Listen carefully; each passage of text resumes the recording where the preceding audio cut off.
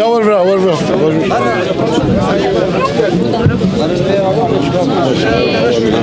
Ujiber ku em îro li qada Şeyh Saîdê Paloyî li Şeyh Saîdê Pîranî ne ez dixwazim du gotinê din jî bibêjim.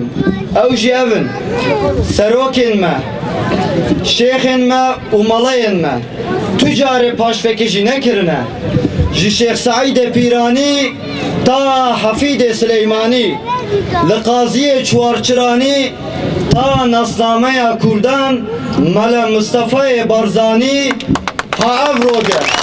Beji Kürdistan! Beji Kürdistan! Beji Kürdistan! Güney Kürdistan'ın bağımsızlığı Kürt ulusuna birçok kapıyı açacaktır.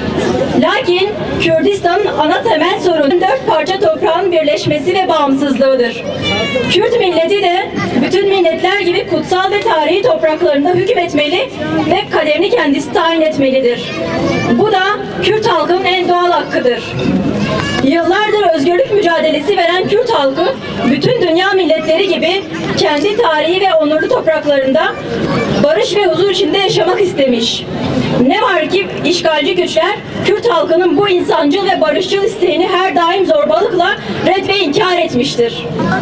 Güney'in bağımsızlaşması ve Kürdistan'ın 4 parçasındaki bağımsızlık hakkında net tutumumuz şudur ki, bağımsız Kürdistan yolunda atılacak her adımda gerek fikri, gerek fiziki tereddüt etmeden destek vereceğimizi Kürtlere ve işgalci devletlere sizin huzurunuzda duyuruyoruz. Şunu artık iyi bilmeliyiz ki Kürt halkının kendi topraklarında bağımsız bir devlet sahibi olmadan özgür ve onurlu yaşaması mümkün değildir.